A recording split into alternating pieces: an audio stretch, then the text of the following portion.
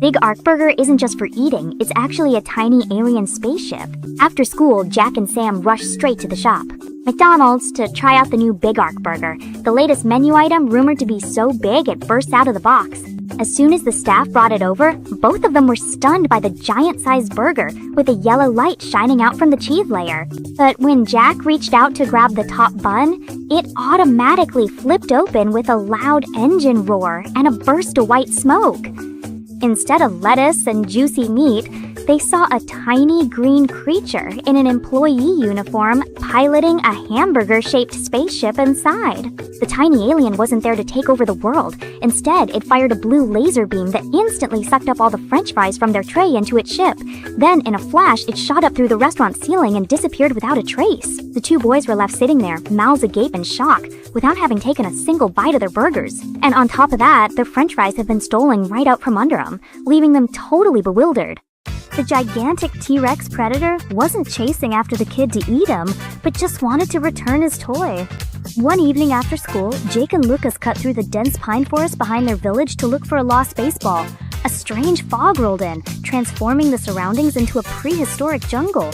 Suddenly, the ground began to shake violently in time with heavy footsteps. A real live T-Rex appeared. The gigantic creature burst out from behind a large bush.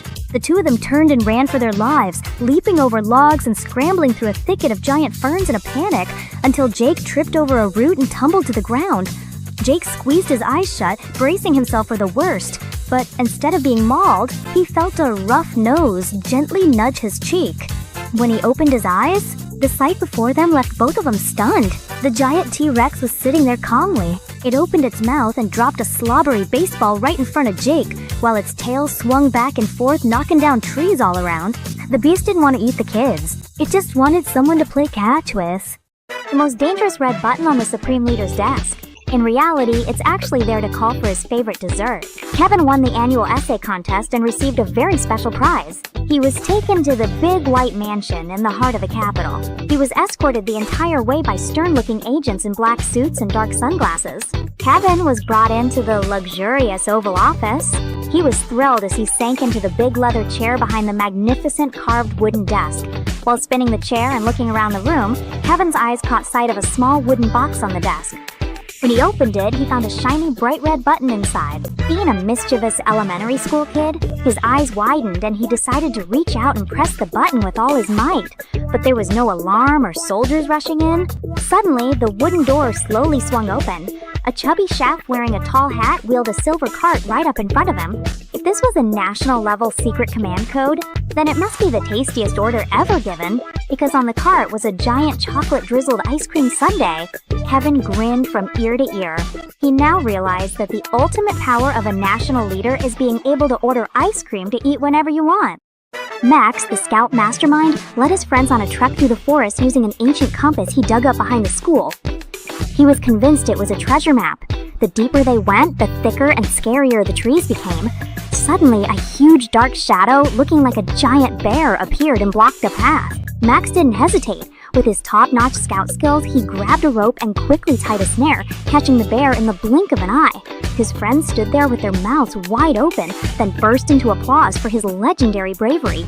At that moment, anyone who saw it would have to give a like to this little hero. But when they walked in for a closer look, they were totally stunned, because the bear they caught was actually the principal. The principal was wearing a mascot costume, practicing a dance for the school sports day. And as it turns out, this mysterious forest was really just the overgrown garden next to the teacher's restroom. A shower of sweets from the sky was actually dog food. During lunch break, Billy and Tommy were playing on the swings under a tree when suddenly a plane swooped down over the school roof and dropped a bunch of colorful candies all over the lawn. All the elementary school kids rushed over to grab the mysterious candies and pop them into their mouths. Billy stuffed his pockets so full they bulged. Meanwhile, Tommy kept chewing until his cheeks were puffed out. The taste was a bit strange and had a sweet aroma, kind of like dried meat, but with all the excitement and the fun, chewy texture. So all the kids ended up fighting over it until there was nothing left on the field. That evening, a shocking truth was revealed on the local TV news. That plane had gotten lost and dropped its cargo in the wrong place. What all the kids at school had been happily munching on all afternoon wasn't a new kind of fruit-flavored candy, but actually premium chicken liver and beef-flavored kibble meant for the dogs at the animal shelter. A basketball that always goes in the hoop no matter how you shoot it. Turns out, it's actually a tiny drone being controlled by someone. During lunch break, in the midst of the March basketball fever, Carter and Mason were shooting hoops at the court behind the school building.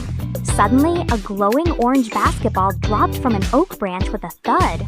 Carter picked it up and tried throwing it from half court. The ball flew straight into the hoop with perfect accuracy.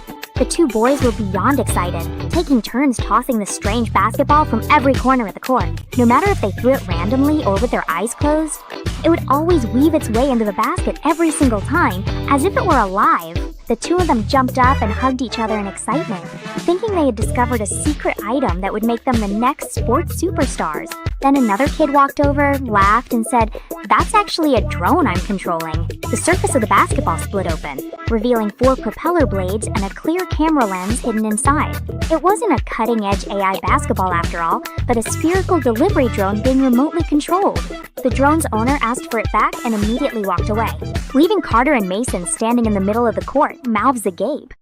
This mannequin isn't as scary as you might think. It's just here to surprise you in the thick morning fog of the city. Jack and Sam are standing and waiting for the school bus like usual, but today there's a strange-looking mannequin leaning against the sign. The moment the two of them look away, the mannequin creeps closer, step by step, in a chilling way. Its stiff plastic arm reaches out, making both boys break out in a cold sweat from fear. Luckily, the yellow school bus pulls up to the curb just in time. Both of them rush onto the bus and hide behind the seats to escape for their lives. But as the bus starts to move, Jack and Sam crane their necks to look out the window at the creepy mannequin.